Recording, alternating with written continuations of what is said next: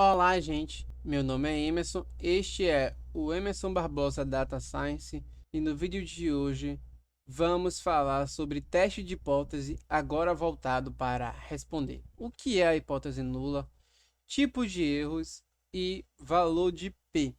O que são essas coisas e como se aplicam a testes estatísticos como teste T, ANOVA, regressão linear, entre outros. Então, só relembrando um pouquinho, no método científico temos uma pergunta, fazemos a revisão para responder essa pergunta, formulamos uma hipótese, e aí para você formular a hipótese você precisa coletar esses dados, e a partir de você coletar esses dados e fazer um teste, você verifica qual é a resposta para a sua hipótese nula, se é aceitar ou se é rejeitar.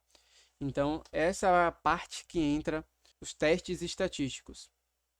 E aqui eu quero relembrar que nós estávamos discutindo no curso, e se você não viu o vídeo anterior, não tem problema, você pode assistir depois, não vai impedir de responder a este questionamento do que são os testes, o teste de hipótese nula e o que é os tipos de erros. Mas basicamente, digamos que você queira verificar se existe diferença entre a altura de homens e mulheres. E aqui você tem uma diferença de 1,6. E o que é que eu falei na última aula?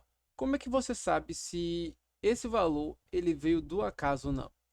E aí você pode rodar misturando esses valores, colocando em uma caixinha, pegando esses valores ao acaso, 5 valores para cada lado entre os 10 e verificando as diferenças. Então você pode fazer isso 100 vezes e ver quantas vezes a sua diferença ela apareceu, diferenças iguais ou maiores que ela apareceu nesse sorteio que você fez para misturar esses valores de altura de homem e mulher. Então, se ele apareceu pouco frequente, você ele é muito raro de acontecer ao acaso. E basicamente essa é a conclusão que nós temos, e é isso que é o valor de P significa, que eu vou falar mais à frente. Então, apareceu duas vezes em 100 embaralhamentos, o P é de 0,02. E aqui nesse caso, nós reportamos isso, temos o teste T, nesse caso aqui, você tem a média do grupo, a média do controle, e você tem um valor de P, que seria o quanto essa diferença ela é encontrada na hipótese nula. E aí é que entra a hipótese nula, porque o valor de P, e o que queremos saber é o valor de P, queremos saber as diferenças, mas para isso precisamos construir a hipótese nula antes. E a hipótese nula, basicamente, é a hipótese de que não há diferença.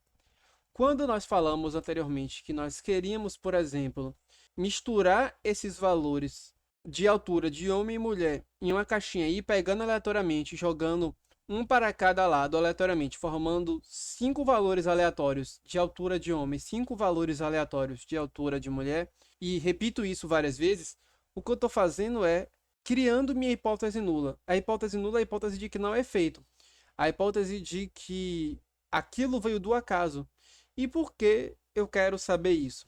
Como eu falei anteriormente, temos estatística que é frequentista e temos estatística que ela é bayesiana. Na bayesiana nós não temos esse problema, mas quando estamos falando de estatística frequentista, nós estamos falando de frequências. E se eu acho uma diferença de altura entre homem e mulher, como é que eu vou saber que aquela diferença é uma diferença real, é uma diferença interessante ou não? Então nós precisamos, quando nós trabalhamos com estatística frequentista, ter um valor basilar em que nós possamos nos comparar. E podemos comparar essas diferenças com esse valor basilar. Então, qual seria esse valor controle que nós podemos nos basear? Seria a hipótese nula, que seria a hipótese se sua pergunta está associada, eu quero saber se existe diferença entre altura entre homens e mulheres, e eu acho que tem essa diferença, os homens eles são mais altos do que as mulheres. Basicamente, a hipótese nula é de que não há diferença. Seria uma hipótese em que não há efeito, ou seja, todo efeito ele está disperso. E eu posso criar essa hipótese nula através de valores ao acaso. Porque se eu estou pegando esses valores ao acaso, significa que aquela hipótese ela é uma hipótese de que não há efeito, porque se os valores são pegos ao acaso, seriam esperados para esses valores que eu pego ao acaso que não haja diferença, porque eu estou misturando tudo e eu não estou separando entre grupos. Então a hipótese nula é a hipótese de que não há diferença. Por isso que eu utilizo a hipótese nula para pegar o valor de P. Porque se Se o meu valor de diferença entre as médias de altura entre homem e mulher, a diferença entre elas, não aparece muito na hipótese nula, que é o meu valor, que é a minha tabela comparativa, logo esse valor ele não é encontrado muito ao acaso. Então eu posso dizer que esse valor ele é confiável. Por isso que nós utilizamos tanto a hipótese nula, porque a hipótese nula foi um método construído basicamente para você ter uma comparação de caso sua hipótese não tenha efeito, qual seria o valor esperado para ela. Então eu construo uma hipótese nula, construo quais seriam os valores esperados para caso minha hipótese não tivesse efeito, e se minha hipótese e as minhas diferenças que eu encontrei não são encontradas na hipótese nula, ou seja, elas não vêm do acaso, logo eu posso ter uma confiança maior no meu valor. Então, basicamente, quando eu construo a hipótese nula, eu estou dizendo que é aquela distribuição de valores em que não há efeito entre as variáveis e não há diferença entre as variáveis. Se a minha diferença não é encontrada nesse mundo de valores ao acaso, de quando não há efeito, logo ele é encontrado na distribuição de valores de que tem efeito. Porque só existem dois mundos possíveis, ou há efeito ou não há efeito. Se eu conheço a distribuição nula, que seria a distribuição de que não há efeito, e o meu valor e a minha diferença não se encontra nessa distribuição, logo ela se encontra na distribuição de que existe uma diferença entre as médias e entre a minha hipótese específica. Então, a minha hipótese, ela faz sentido e há um efeito da minha variável x na variável y, existe diferença entre as variáveis.